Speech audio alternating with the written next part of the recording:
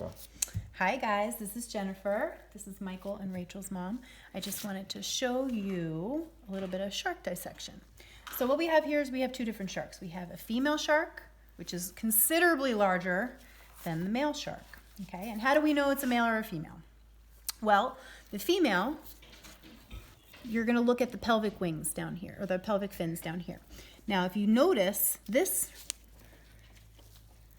pelvic fin has what's called a clasper, two claspers actually. And these claspers are not on the female. This is what helps the male to reproduce with the female. Okay, but what we're going to do is we're going to talk a little bit about the digestive system and a little bit, we might see some surprises in here. So I'm going to open up the male first, my little guy.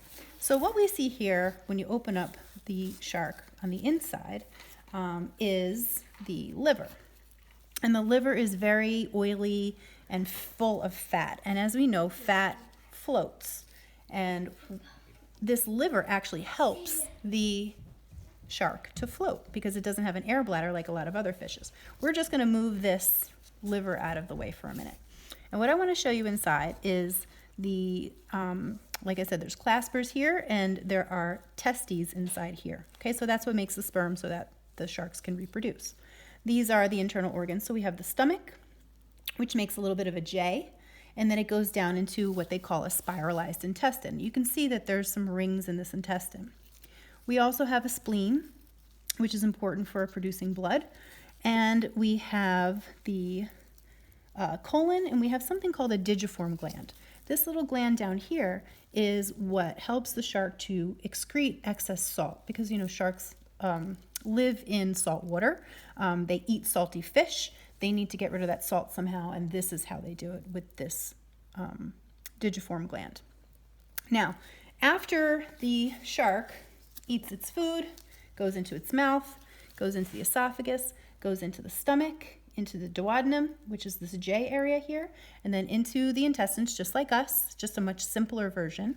It comes out what they call the cloaca. And a cloaca just means a sewer, which is where everything kind of comes out of. So they, this is basically where they would excrete any kind of waste from their intestine. Okay, so that's our male shark. I'm going to move him to the side for a minute because I want to check out the female shark. Okay, she's got some pretty cool stuff going on inside. I had a sneak peek before. So here's our female shark. She's considerably bigger. Again, we open her up and we see the liver, and we're just going to pop that to the side so you can see everything else going on. All right, so like I said before, here's her mouth, and you can see her teeth. Okay, you see those rows of teeth in there, and she has a tongue. Okay. And that's where she's going to eat her food, okay? And you can see her eyes there too. All right, and she's got spirochelar glands up top, okay, right above her eye. All right, and then what's gonna happen is the food is gonna go inside her mouth, just like us, down the esophagus, into the stomach. Now, what I did was I opened the stomach just to see what was inside. Let's see what this shark was eating. And when we opened it up, I found a piece of a tail. So this looks like, because these sharks are farmed, they're not in the wild, it looks like they cut up different fish and just kind of fed it to them. But this was not digested. It was undigested shark tail or fish tail, not shark tail, but fish tail. Okay? And how I know it's a fish and not a shark is by the scales that are on it. Okay, so it's very different. As you can see, this is more like sandpaper, and this fish that it ate has more scales. So this is just a bony fish, just a typical fish. And inside, you're going to see lots of convolutions inside, and this just increases the surface area for the stomach to do its job and digest whatever's inside. So again, it comes through the J part of the tube and down into the intestine. Now, this is called a spiralized intestine because inside, it's almost like a spiral staircase.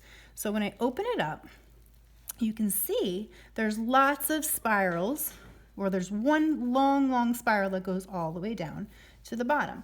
And why there is a spiral inside the intestine is so that it increases the surface area to absorb all the nutrients.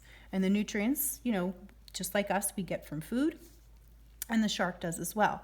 Now, our intestines are much longer. They're about 15 to 20 feet long, but this has a much shorter intestine, but on the inside, it has lots of convolutions for, to increase the area for absorbing those nutrients.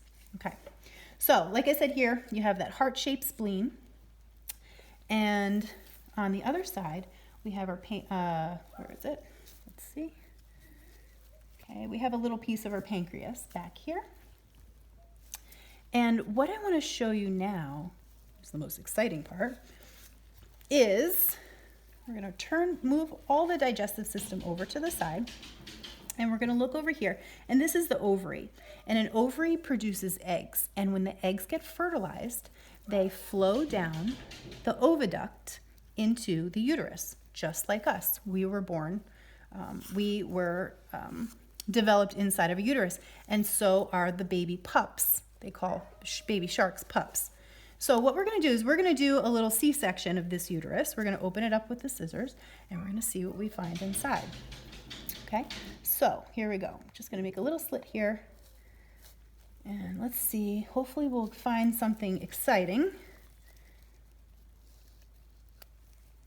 So I'm going to open it up here, and we see this is yolk sac, and what the yolk sac is what the baby pup feeds off of.